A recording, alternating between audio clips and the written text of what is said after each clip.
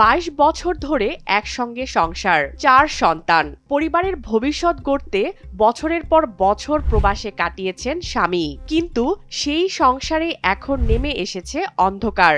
অভিযোগ, প্রবাসী স্বামীকে রেখেই অন্য এক ব্যক্তিকে বিয়ে করেছেন স্ত্রী। সঙ্গে নিয়ে গেছেন স্বামীর দেয়া বিপুল পরিমাণ স্বর্ণালংকার, নগদ টাকা ও ব্যাংকের এটিএম কার্ড। 3 কোটি টাকার মতন আমি ক্ষয়ক্ষতি হয়েছি। লক্ষ্মীপুর রায়পুর উপজেলার এই পরিবারটির গল্প শুরু হয়েছিল প্রায় 22 বছর আগে। পারিবারিকভাবে বিয়ে হয় ইতালি প্রবাসী জাকির হোসেন ও মুন্নি আক্তার জেসমিনের। সময় গড়িয়েছে, সংসারে এসেছে 4 সন্তান। পরিবারের সুখের জন্য 2009 সালে স্ত্রীকেও ইতালিতে নিয়ে যান জাকির, কিন্তু কয়েক বছর পর সেই সংসারেই শুরু হয় টানাপোড়েন। রায়পুর ওঠার মতন যোগ্যতা ছিল না এই ফ্যামিলিটা। আমি ওদেরকে রায়পুর চিনাইছি। 10,000 টাকা এক মুঠে কোনোদিন দেখেনি। আমি আজকে বিগত 25 বছর যাবৎ ইউরোপে আছি আমার ফ্যামিলিকে নিয়ে। আমার সর্বহারা সব কিছু আত্মসাৎ কইরা 25 বছরের যা ইনকাম ছিল পরে আমার হিসাব মতন 3 কোটি টাকার মতন আমি ক্ষয়ক্ষতি হয়েছি। পরিবারের দাবি, বড় মেয়ের বিয়ে দেয়া নিয়ে স্বামী স্ত্রীর মধ্যে বিরোধ তৈরি হয়। এর মধ্যেই প্রায় 2 মাস আগে বাবার অসুস্থতার কথা বলে 2 সন্তানকে নিয়ে বাংলাদেশে ফিরে আসেন মুন্নি। এরপর থেকেই স্বামীর সঙ্গে যোগাযোগ বন্ধ হয়ে যায় বলে দাবি জাকিরের পরিবারের। কিন্তু এরপর যে খবরটি সামনে আসে তাতেই যেন পুরো ঘটনা নতুন মোড় নেয়। স্বজনরা জানতে পারেন রায়পুরের রামনী ইউনিয়নের পূর্ব কাঞ্চনপুর এলাকার সৌরভ হোসেন চুট্টুর সঙ্গে মুন্নির বিয়ে হয়েছে। তারে আমি নির্যাতন করছি, মারধর করছি। ইটালিতে এগুলা নাই। তাছাড়া তার দোষ, সে ডাকার জন্য অপপ্রচারটা আমার উপরে চাপাই দিছে। এখানেই শেষ নয়। জাকিরের পরিবারের অভিযোগ, ইতালি থেকে বাংলাদেশে ফেরার সময় মুন্নির সঙ্গে ছিল প্রায় 25 ভরি স্বর্ণালংকার, নগদ অর্থ ও ব্যাংকের এটিএম কার্ড। পরিবারের দাবি, এসবের মধ্যে প্রায় 3 কোটি টাকা আত্মসাৎ করা হয়েছে। এই অভিযোগে বুধবার রায়পুর থানায় লিখিত অভিযোগ করেছেন জাকিরের বোন মারুফা বেগম।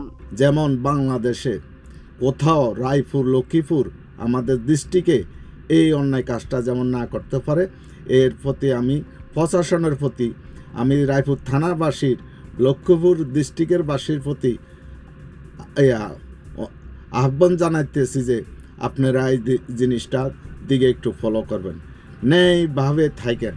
তবে ঘটনাটির সম্পূর্ণ ভিন্ন বর্ণনা দিয়েছেন মুন্নি আক্তার জেসমিন। সামাজিক যোগাযোগ মাধ্যমে দেয়া বক্তব্যে তিনি বলেন, ইতালিতে থাকাকালে স্বামীর শারীরিক ও মানসিক নির্যাতনের শিকার হয়েছেন। তার দাবি, সেই পরিস্থিতি থেকেই অন্য একজনকে বিয়ে করার সিদ্ধান্ত নিয়েছেন তিনি। 3 কোটি টাকা আত্মসাতের অভিযোগও সরাসরি অস্বীকার করেছেন মুন্নি। তার অভিযোগ, অর্থ আত্মসাতের কথা বলে তাকে সামাজিক যোগাযোগ মাধ্যমে হেয় ও অপপ্রচার করা হচ্ছে। এমনকি স্বামীর বিরুদ্ধে পরকীয়ায় আসক্ত থাকার অভিযোগ তুলেছেন তিনি। 3 জনের লগে আমার সম্পর্ক আছে, 3 জনে সবাই সম্পর্ক বিচ্ছিন্ন করে চলে গেছে আমার থেকে। আমি মনে করি কেউ না। অর্থাৎ একই ঘটনার 2 পক্ষের 2 রকম গল্প। এক পক্ষ বলছে স্বামীকে রেখে নতুন বিয়ে, সঙ্গে বিপুল অর্থ সম্পদ আত্মসাৎ। অন্য পক্ষের দাবি, নির্যাতন থেকে বাঁচতেই নতুন জীবন বেছে নিয়েছেন তিনি। তবে মুন্নি স্বামীকে তালাক না দিয়ে অন্যত্র বিয়ে করেছেন কিনা এই বিষয়টিও এখনো নিশ্চিত নয়। এদিকে নতুন করে আলোচনায় এসেছে মুন্নির কথিত নতুন স্বামী সৌরভ হোসেন চুট্টুকে ঘিরে স্থানীয় একটি পুরনো অভিযোগও। স্থানীয় প্রত্যক্ষদর্শী দেলোয়ারের দাবি, কয়েক বছর আগে একই এলাকার এক তরুণীর সঙ্গে বিয়ের প্রলোভন দেখিয়ে সম্পর্কের অভিযোগে সৌরভকে স্থানীয়রা আটক করেছিলেন। পরে স্থানীয়ভাবে বিষয়টি মীমাংসা করে ওই তরুণীর সঙ্গে তার বিয়ে দেয়া হয় বলে দাবি করা হয়। তবে সেই বিয়ে বেশি দিন টেকেনি বলে জানিয়েছেন তারা।